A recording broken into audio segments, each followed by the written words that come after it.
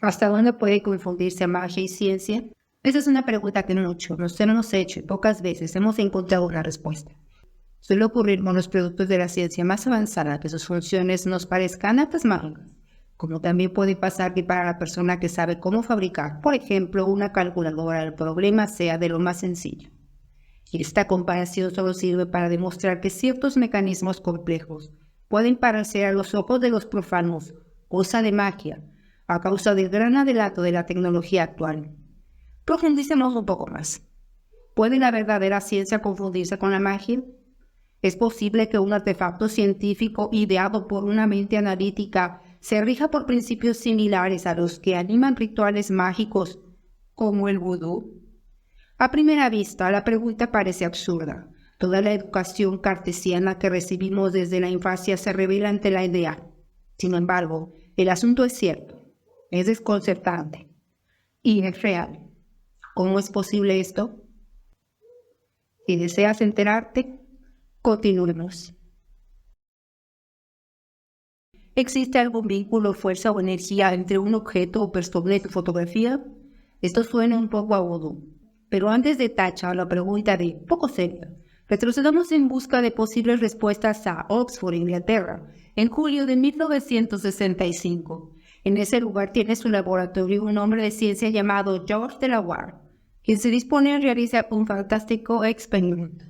Al otro lado del mundo, en Connecticut, Estados Unidos, el doctor John I. se disponía a completar su parte del experimento previamente, sincronizando sus relojes para iniciarlo al mismo tiempo. Mientras Rex, el joven voluntario escogido por Delaware, se hallaba conectado a una serie de aparatos electrónicos en Oxford, el doctor I. se disponía a trabajar con una foto del mismo. Podrá parecer absurdo, pero el objeto del experimento cuidadosamente controlado era determinar si al exponer su foto a una fuente luminosa, el organismo de Rex reaccionaba de alguna manera. Durante los 20 minutos que duró la experiencia, el adolescente casi a 5.000 kilómetros de distancia comenzó a reaccionar como si fuera el mismo, y no su imagen la que estuviera recibiendo la luz. Parecía increíble, pero los instrumentos registraron todas y cada una de las reacciones. No hubo duda, eran las reacciones fisiológicas características de un ser humano expuesto a una fuente luminosa. Tiempo después se reunieron en Oxford el doctor Delaware, el doctor I. y Rex para comprobar los resultados. Y al observarlos, coincidían las reacciones del encefalograma que le tomaron a Rex y el tiempo en que estuvo expuesta a la luz su fotografía en los Estados Unidos, a más de 5.000 kilómetros de distancia. Tal pareciera que una fuerza concentrada del individuo quedaba latente en su imagen, la cual debidamente dirigida por alguna máquina podría ser de excelentes o catastróficas consecuencias, por lo que nos encontramos ante una máquina prodigiosa que podría destruir incluso al mundo. Quizá esta parezca demasiado fantástico, pero si nos apegamos a los hechos tal y como ocurrieron, es más, todo parece indicar que el estudio de este fenómeno nos permite avisorar un nuevo tipo de energía, una fuerza que parece estar ligada indisolublemente con las personas y sus imágenes. Las más diversas y respetadas publicaciones de parapsicología del mundo ya están estudiando con toda seriedad tópicos, como la bioenergética de la naturaleza, el enfoque de nuevas energías en busca del secreto de la fuerza viviente y otros muchos, que delatan una tendencia general. La búsqueda de las leyes generales que gobiernan o permiten el doblado de metales con la mente, el poder de levitar, la capacidad de obtener información a distancia a partir de mapas o diagramas.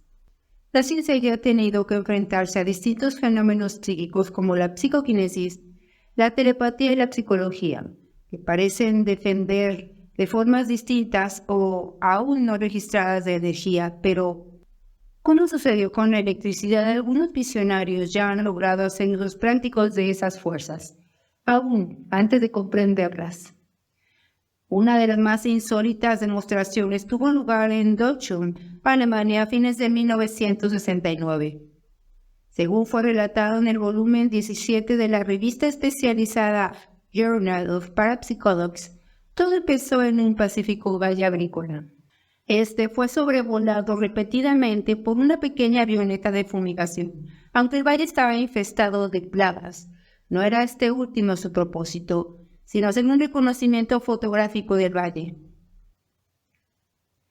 La cada vez más extraña comprensión no acertaban a comprender qué tenía que ver todo esto con el control de las plagas, pero accedieron de buena gana a hacer lo que los expertos les pedían. Indicaron dentro del mapa cuáles eran las áreas que se encontraban infectadas. El siguiente paso fue más que extraño.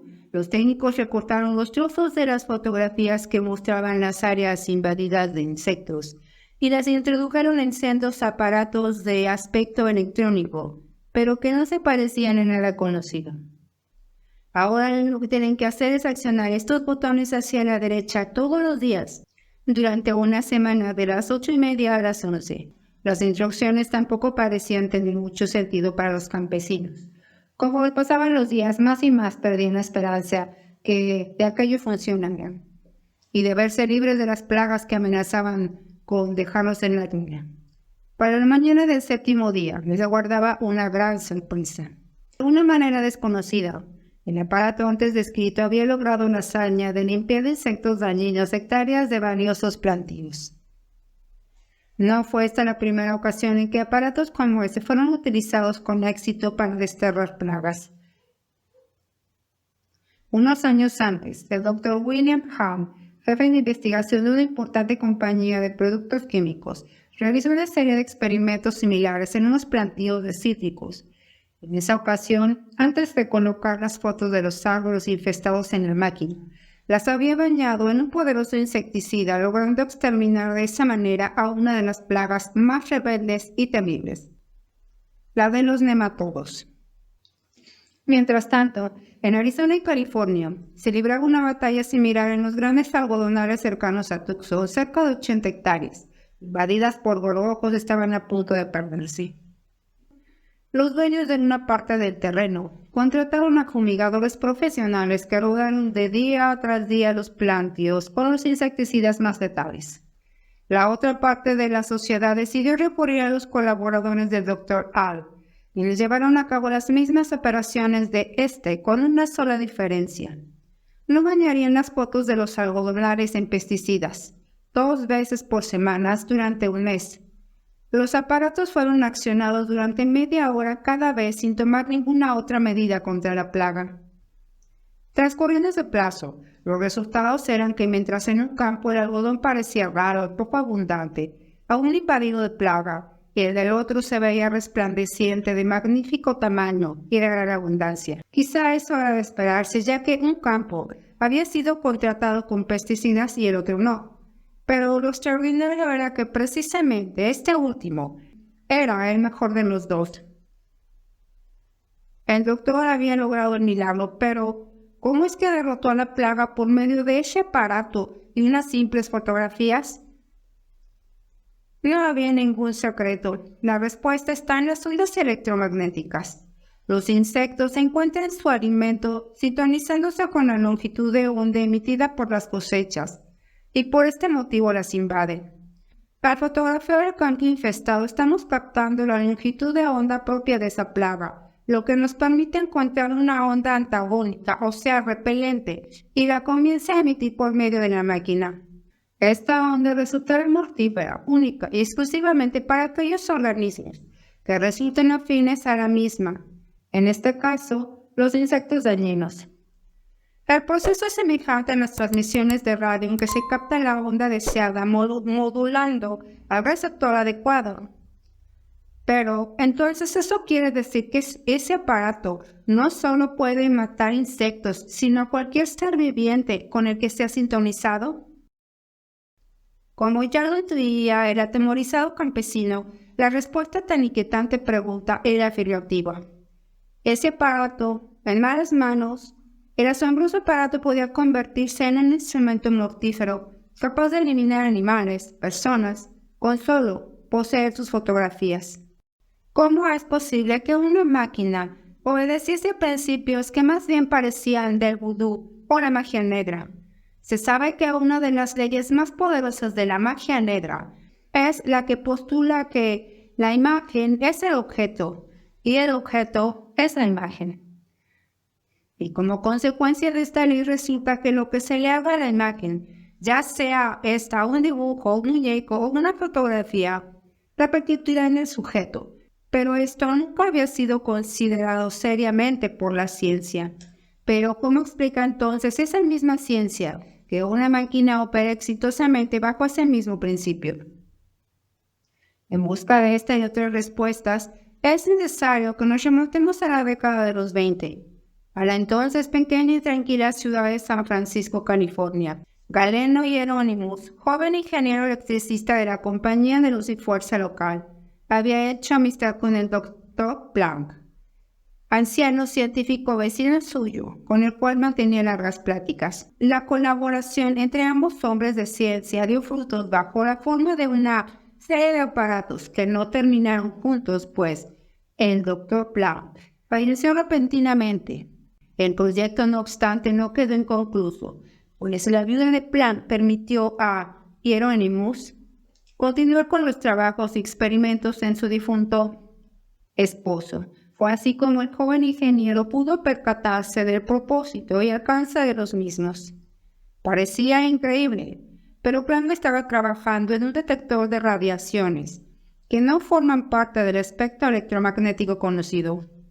El espectro electromagnético o de energía radiante abarca desde los rayos gamma hasta las ondas de radio, pasando por frecuencias que no son tan familiares como la luz visible, los rayos infrarrojos y la luz ultravioleta, mismas que comprenden prácticamente toda la gama conocida de radiaciones. Sin embargo, al parecer la materia también produce emanaciones en una longitud de onda desconocida, y el aparato de Planck era capaz de detectarlas. A partir de entonces, la investigación de esa particular frecuencia lo llevó no solo a perfeccionar la idea de Planck, sino a desarrollar una nueva disciplina para la que llamó radiónica. Toda la materia emite constantemente radiaciones con una longitud de onda característica. Hieronymus pensaba que quizás esa curiosa propiedad pudiera explicar el fundamento de la radiestesia, o sea, la facultad para rastrear agua mineral y otros objetos subterráneos por medio de una horqueta o un péndulo. La idea de radiestesia, para la cual tampoco existe una explicación satisfactoria ni una longitud de onda conocida, les llamó particularmente la atención, pero su objetivo principal era la construcción de una máquina que emitiera radiaciones en esa misma longitud de onda. El resultado de sus esfuerzos fue el aparato que describimos al inicio de nuestra historia, y llegaría a ser conocida como la máquina de Hieronymus o emisor radiónico.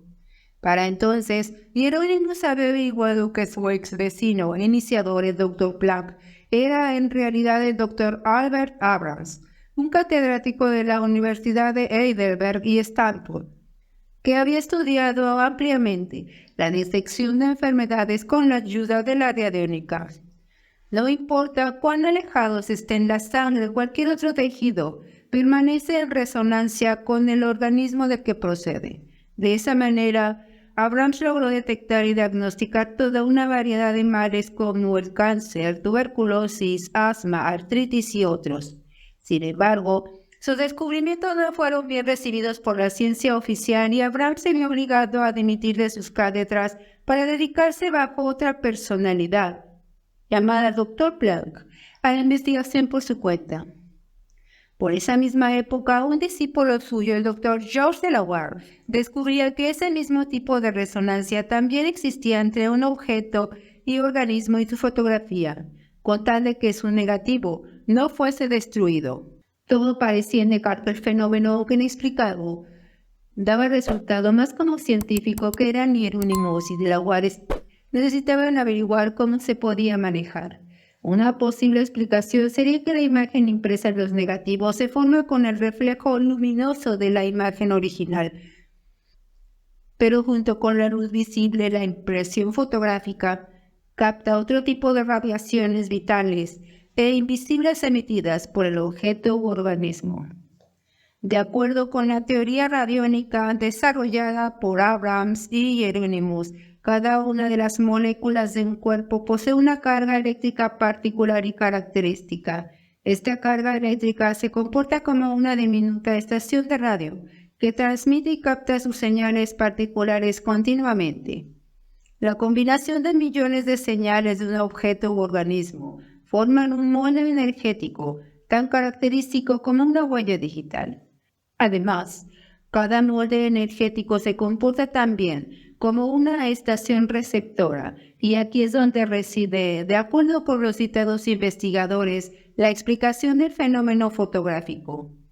El negativo o emulsión fotográfica ha retenido en sus moléculas este molde energético, por lo que actúa bajo determinadas circunstancias como un transmisor fijo de esa longitud de onda, y sus emisiones afectarán al objeto o organismo a distancia. La explicación parece atractiva, sin embargo, la ciencia oficial insiste en rechazarla, aún sin haberse dignado presenciar una demostración práctica de las emisiones radiónicas. ¿Será porque teme se haga mal uso de estos como ya se hizo con la energía atómica? Uno de los rasgos más inquietantes de las emisiones radiónicas es que, al igual que ciertos tipos de energía psíquica como la telepatía, la distancia parece no afectarles en lo más mínimo. Estos logros parecen confirmar las sospechas de Hieronymus sobre la relación de la radiónica con la radiestesia. La exterminación de plagas a distancia es un poco distinta de la teleradiestesia, o sea, la sensibilización a distancia usando mapas o diagramas. Quizás detrás de estos dos fenómenos considerados como imposibles por la ciencia oficial se esconde un mismo principio fundamental para toda la materia y los seres vivientes, y que la ciencia debería tomar más en serio, ya que en un momento dado podría decidir incluso el destino de la humanidad. ¿Por qué decimos esto?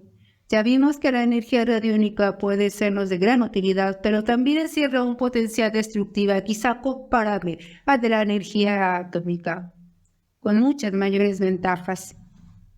Se requieren menos gastos y tecnología.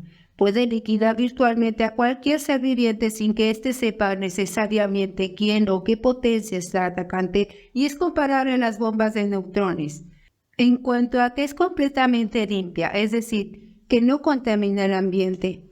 Por todo esto es plenamente justificable que Abrams, Hall y Hieronymus, Delaware y otros expertos en radiónica operen en el anonimato y no den a conocer plenamente sus invenciones y descubrimientos en bien de la humanidad.